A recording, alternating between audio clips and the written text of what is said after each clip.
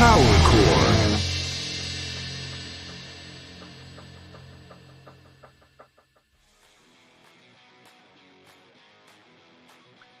Power Chord is here today with Eric Stenman, and is one of my favorite guitar player in this period, and I will tell you why. Eric, thank you for your time for beginning. And but the Barbarians of California is a band from Los Angeles, let's say California, yeah. And that I discovered a few months ago, but honestly, I fell in love with it, and so I wrote to Instagram, to the official Instagram of the Barbarians, to ask to have a talk with Eric, and here we go. So I have just some questions, because honestly, I didn't know about your career as sound engineering and producer. So it was another discovery for me. As I told you, your music, I read something about it, and your music with Barbarians hit me in the face, because I love hardcore and I love humor, you know.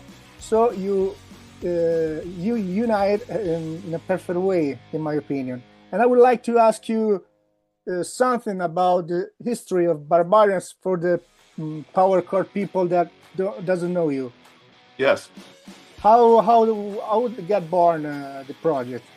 So, you know, there's a longer answer to that. I'll try to not go too far back, but the beginning starts in 1998 when I met Aaron Bruno, who's my co-founder, lead singer of the Barbarians. I met him in 1998 when he was a teenager still, and he was in a hardcore band called Insurgents that I had been hired to record their first album. And I met him in his parents' living room where the band was practicing. So a suburban living room. I met him. He was a young kid. He was the singer of that group as well. So that's where it started, truthfully. We made that record in 6 days. It was classic hardcore record, you know, in and out, bang, bang, bang.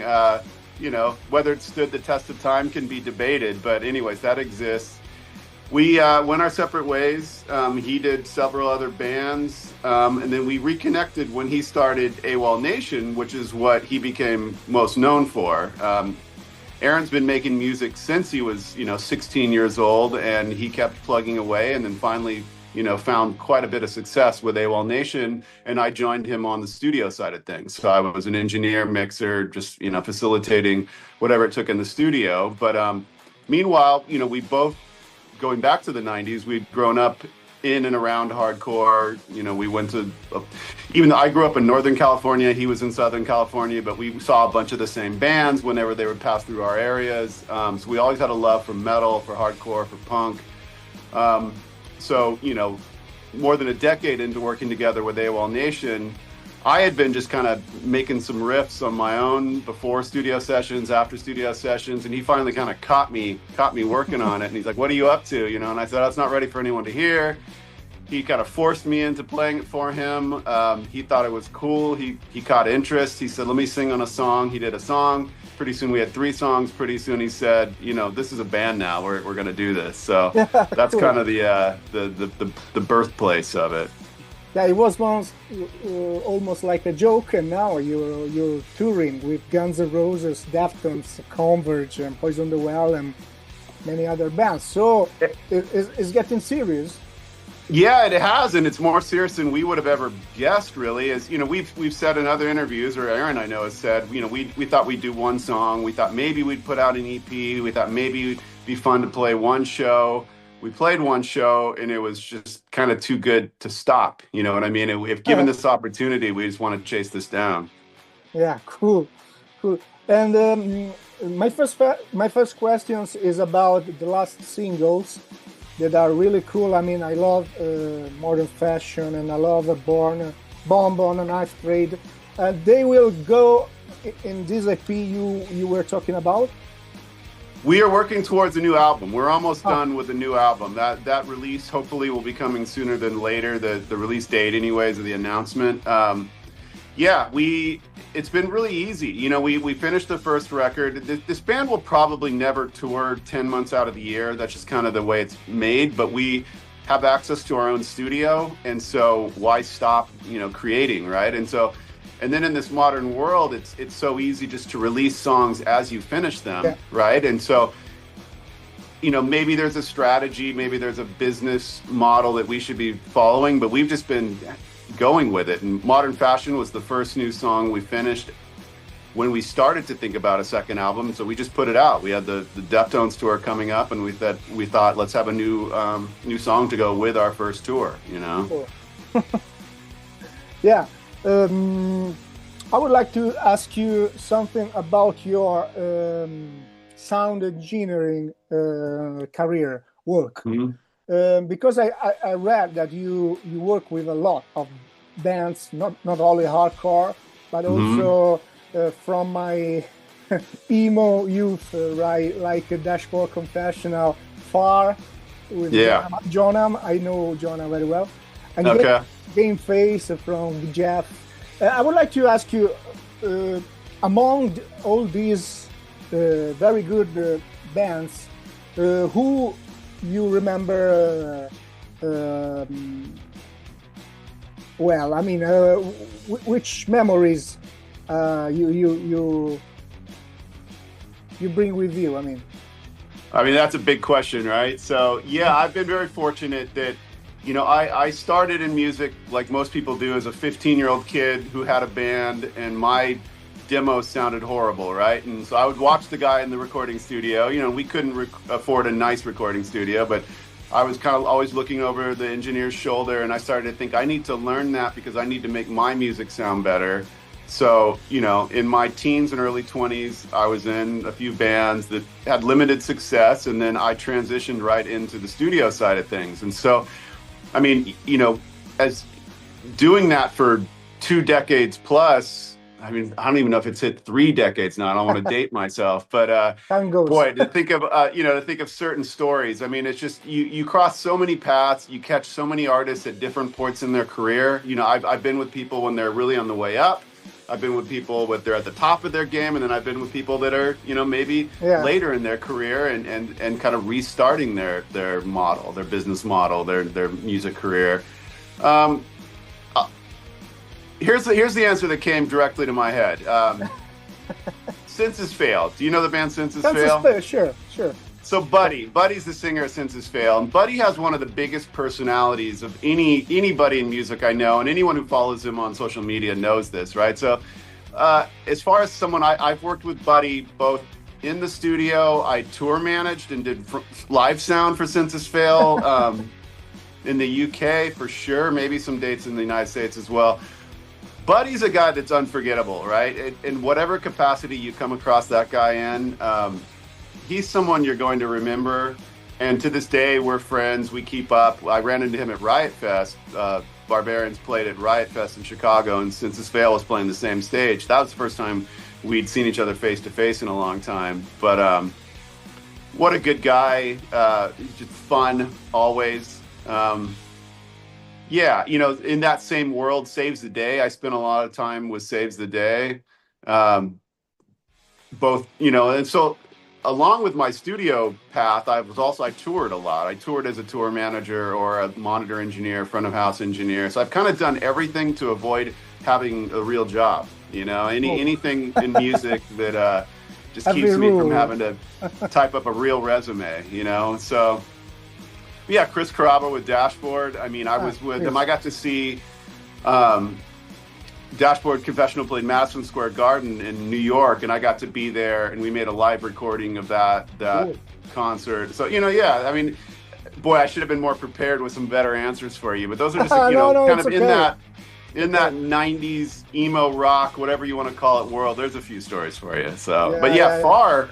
Jonah and Far and Sean, the guitar player from Far, I'm still great friends with him to this day. And that was the first band I ever toured with. I actually missed my college graduation ceremony to go on tour with Far.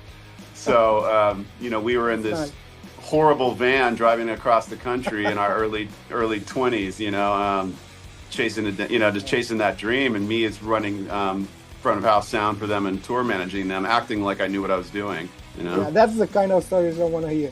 Yeah, Yeah. cool. Talking about Barbarians again.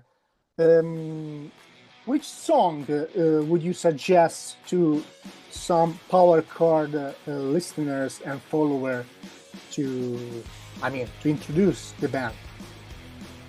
So the first single we ever released was called Dopamine Prophecy, and I still think that's a great kind of all-encompassing song as far as covering the bases of the different parts of the sound of the band. So I think it was a great first song, and probably to this day it still could be. One of our newer songs, Bomb to a Knife Fight, that's just kind of had an immediate response. And it's so interesting. We're all these things start in the studio. They start with us writing while we're recording, and then you have to take it out into the world, right? And that one I think we've only played that song twice, but I can tell, I think it's going to live on as well. And your favorite song changes from time to time. When something's new, you have a bias towards liking whatever is new. Yeah. But yeah, sure. I think Dopamine Prophecy is a great introduction to the band. And then of the newer batch that have come out recently, maybe Bomb to a Knife Fight. And then it's a decision to make a video clip for every latest singles. Every. Yeah, so once again, we're lucky there. We have a really close, good friend named Justin Warren who he travels around with us. He's kind of always like our sixth member, and he's got his camera. And so, once again, we're taking advantage of this modern way of making and releasing music, right? Where the barriers have kind of been erased as far as when I first started, 25 years ago. You needed a real recording studio, and you had to put the tape on the tape machine and have the big mixing console. And then, you could release a record on your own, but it was still a painstaking, expensive process. Nowadays we're fully self-sufficient. We record all our own music, and we can release it a week after it's done if we decide to, right? And videos kind of come along with that. And one thing we wanted to do, even though we're in this kind of metal hardcore world, we've wanted to never take ourselves too seriously, and so the video component of that I think comes across. Whatever, we take the music extremely seriously, but we also just want to kind of present the fun side of things as well. That's what I love. I really love. Yeah. But also not only with the lyrics or video clip, there are some sounds in the songs sometime that make it less serious, make it funnier. For example, la la la la la la la. Yeah, nice. It's great for me, in my opinion. You're listening a very good hardcore band, very well produced, but then this thing makes you different. I don't know if you understand. See, this is all still new enough to me that I love hearing that, because you put this music out into the world and you hope people are getting it. You hope people get the joke of the video. You hope people like that little loop that we created in there that wasn't an obvious choice, right? And so thank you for saying that. Yeah, and, no problem. It's wonderful just to know, because you release it kind of into the void, right? And then occasionally you get to hear feedback, right, like this. And it's a feedback from very, very a long distance, because I'm in Tuscany. And today I was going to work, and in my car it was very loud, your album and your last single. So I thought internet is great for this thing, that I can talk with the guys who make this music. So where in Tuscany are you? I have to ask. Yeah, Livorno. Where? Which? It's Livorno. It's close to Pisa. Yeah. Siena is one of my favorite cities in the entire world. Montepulciano. I rented a car. I've driven all around there. So beautiful. You're lucky as well. You get to live there. It's a very good region. Italy is not great for this kind of music. Hardcore alternative.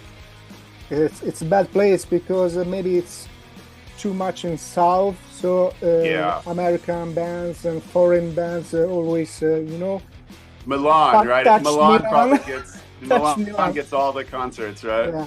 So we have to move. We have to drive a lot to see the concerts. And anyway, I hope that someday you come in Europe and in Italy. I really hope so. Because next year we're plotting some things for next year. So keep an eye out. It's we haven't played that many shows anywhere, especially we've made it into Canada now, but. Yeah, we need to branch out. We love Italy. We'd love to make it to Italy. If you come to Tuscany, you have to eat some of my pasta, okay? It's sold, done. Hey man, thank you really a lot. Thank you for your time, because it was great to know you, and keep in touch. Thank you. Yes, wonderful. Well, thank you as well. Thanks for making time for me, and good luck with everything you have going on. Yeah, bye-bye. Bye-bye. Ciao.